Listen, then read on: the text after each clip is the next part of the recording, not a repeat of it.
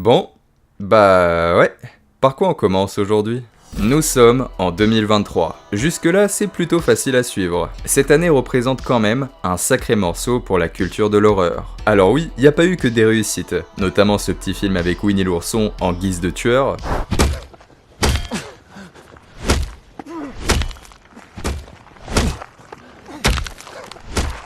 Regardez cela avec des potes sous alcool, je vous promets que ça va être absolument exceptionnel, mais il y a quand même eu de profondes réussites, et certaines de ces œuvres deviendront sans doute cultes, espérons-le, dans les années à venir. Tout cela pour dire que l'année est complètement saturée en termes de sorties horrifiques, et se faire une place dans tout ce merdier, et aussi réussir à marquer définitivement l'esprit des spectateurs, et bah ouais, c'est pas une chose qui est si facile que cela quand on y pense. Surtout quand on a déjà eu tout un tas de sorties qui étaient déjà assez originales. Et c'est tout le pari de notre film du jour, Le Dernier Voyage du Déméteur, de s'imposer comme une référence et comme l'un des films d'horreur les plus importants de l'année. Et pourquoi je vous dis cela ? Parce qu'il y a vraiment une ambition, que ce soit dans les effets visuels, l'ambiance, les décors, les acteurs qui sont vraiment talentueux, et c'est rare que je dise cela dans mes vidéos, mais surtout au niveau du scénario qui cherche à s'ouvrir à tous les publics, tout en étant suffisamment sulfureux pour, on va dire, ceux qui veulent un tout petit peu plus de complexité. Dans sa forme, ouais, je vais pas vous mentir, il est vraiment impressionnant.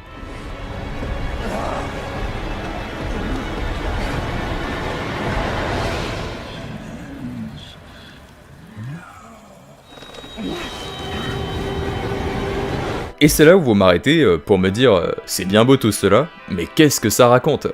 Et vous avez totalement raison. Le Dernier Voyage du Déméteur est un film s'inspirant du roman de Dracula datant de 1897. Enfin, du roman. Plutôt d'un chapitre contenu dans le roman, relatant le terrible voyage du Déméteur. Nous allons suivre l'équipage du navire tentant de survivre à un voyage océanique plutôt agité, notamment par la présence d'un vampire qui est vraiment dégueulasse. Et ce vampire, bon bah vous l'avez compris, c'est quand même Dracula. Entre compréhension de ce que la menace représente et des légendes autour de ce personnage mythique, tout en tentant de survivre sur un bateau qui est pas si grand que cela, bon bah vous l'aurez compris, dans l'ensemble des sorties horrifiques de l'année, Le Dernier Voyage du Déméteur apparaît comme une proposition totalement unique. Et je vous rassure, mais c'est bel et bien le cas. Unique tout d'abord par son ambiance. Parce qu'en vérité, Le Dernier Voyage du Déméteur, c'est plus un film d'ambiance qu'un film d'horreur.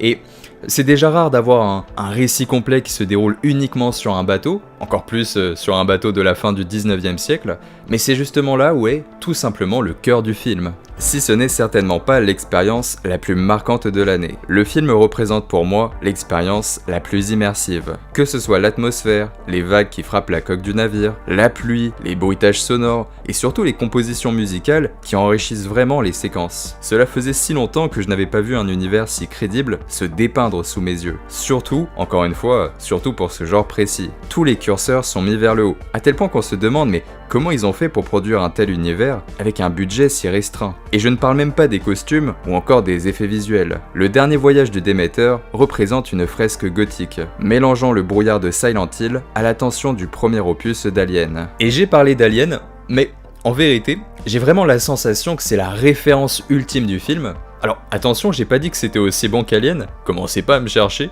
je dis juste qu'on sait où sont disposées les principales inspirations du film, et c'est une très bonne chose. Les membres de l'équipage ont tous des caractéristiques propres qui nous permettent de s'y attacher. Ils servent tous à faire progresser le récit avec justement leurs compétences, jusqu'à ce que le monstre les traque et provoque leur diminution progressive. Le vaisseau devient de plus en plus vide, jusqu'à ce qu'une personne tente réellement, en fin de compte, de prendre en main la situation. Et puis les membres, ils discutent entre eux, apprennent à se connaître dans un environnement plutôt difficile. Ils parlent de la créature, tout en essayant de la comprendre. Enfin bref, on pourrait continuer pendant des heures. Mais si vous aimez ce type d'ambiance, et cette espèce de genre que représente le survival, dans un lieu isolé et unique par son atmosphère, et bah clairement, je pense qu'avec Le Dernier Voyage du Déméteur, vous allez passer un très bon moment. C'est Alien, mais cette fois-ci sur l'eau, avec un Dracula qui n'en reste pas moins organique et profondément effrayant. Et en parlant de Dracula, que ce soit dans ses phases de transformation, d'attaque ou de puissance, c'est clairement une très bonne réinvention du mythe. Il passe alors de quelque chose de ringard, ouais, il faut le dire, de ringard, à quelque chose de viscéral et surtout de terriblement monstrueux. C'est parfait pour les spectateurs et surtout à nos envies actuelles d'évolution. Mais par moments, on a du mal à comprendre ce que souhaite vraiment incarner le film, ou du moins ce que le réalisateur souhaite vraiment faire, ce qui peut causer problème à certains spectateurs, parce que il y a un peu ce côté le cul entre deux chaises. Et vous savez autant que moi que c'est pas agréable du tout. Et d'ailleurs ça me rappelle cette blague, comment on fait pour asseoir 4 policiers sur une chaise? Bah on la retourne. Par pitié que je coupe ça au montage. Et c'est cela qui est déroutant. Est-ce que le film a envie de nous relater une histoire d'action, avec quelques passages horrifiques, ou est-ce qu'au contraire, il a envie d'imposer son ambiance au détriment de l'action? Et à vrai dire, il fait les deux, ce qui ne correspondra pas à tous les publics et à tous les profils, et en sortant de la salle, il y a un peu ce sentiment de « Putain merde, je sais pas pourquoi, mais il manque quelque chose. Il a loupé quelque chose dans son récit ou dans ses personnages qui aurait pu l'amener beaucoup plus loin. » Un film qui a parfaitement compris cet équilibre entre l'action et l'horreur, c'est évidemment The Thing de John Carpenter. C'est une œuvre à la fois accessible, pouvant correspondre à des profils différents, et même mes parents l'adorent, alors que pourtant, mes parents, ils détestent profondément les films d'horreur. L'action est présente, mais pour autant, l'horreur n'est jamais oubliée, ainsi que les passages lancinants, laissant libre cours à l'imagination des spectateurs, et où la solitude règne.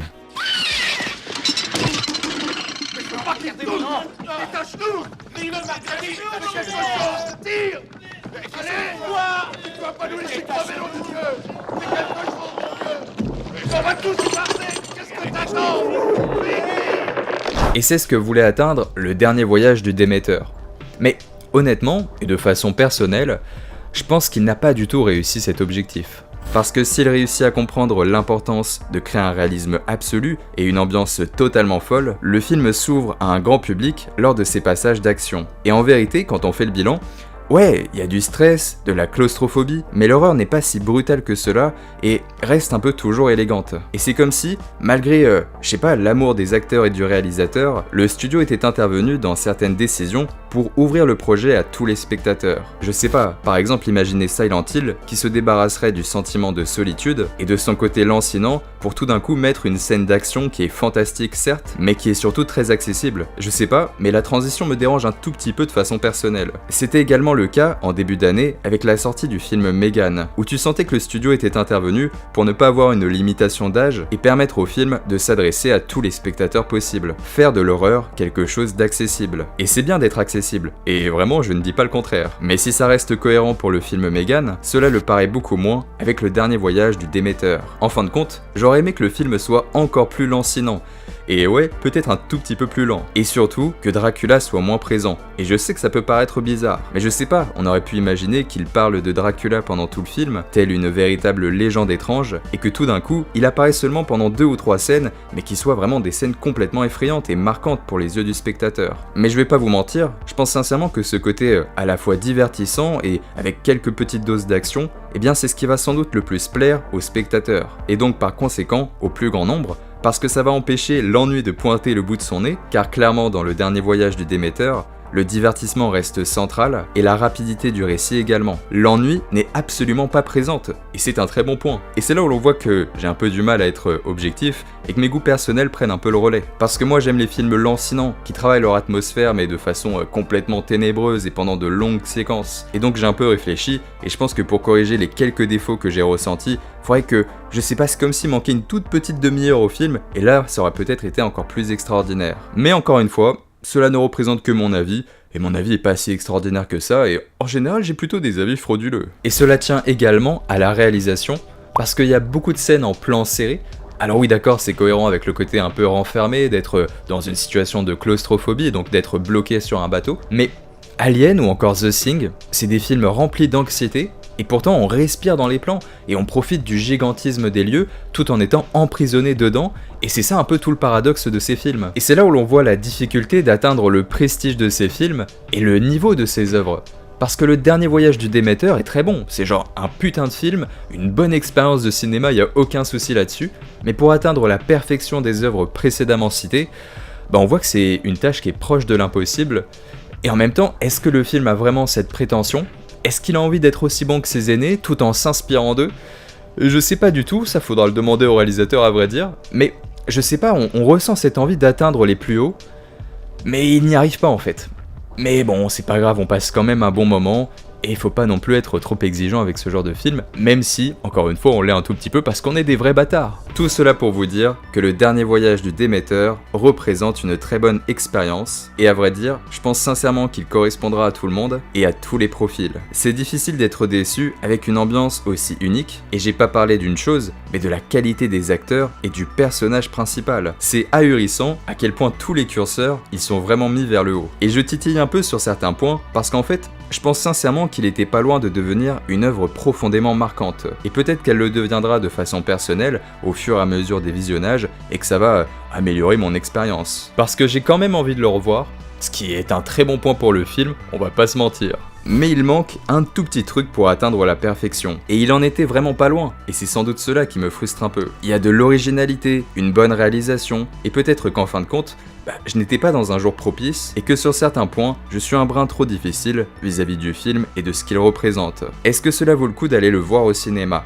Eh bah, honnêtement, ouais, rien que pour l'ambiance, la conception sonore et la façon dont il modifie l'antagoniste lui-même, Dracula, et bah cela représente une très bonne expérience de cinéma qui est vraiment immersive au possible. Et je sais pas pourquoi, mais j'avais envie de sortir cette phrase parce que j'ai un peu le sentiment que c'est le cas avec le dernier voyage du Déméter, mais il fait un peu la transition entre les films qui sont déjà sortis et les films qui arrivent dans les prochaines semaines. Comme si on allait passer dans une nouvelle chose, une nouvelle étape. Et c'est peut-être grâce au dernier voyage du Déméter, le salaud, et c'est encore plus cool. Voilà ce que représente le dernier voyage du Déméter pour moi. C'est une très bonne sortie, je suis très content de l'avoir vu au cinéma, d'avoir profité de son ambiance, etc. Mais il manque juste cette petite cerise sur le gâteau, et je pense sincèrement qu'on aurait pu atteindre la perfection. Et vu justement qu'il loupe cette toute petite perfection, il y a un peu ce côté, pour un premier visionnage en tout cas, il y a ce côté où on est un peu dérouté, où on se dit putain c'est con, mais putain on était pas loin quand même.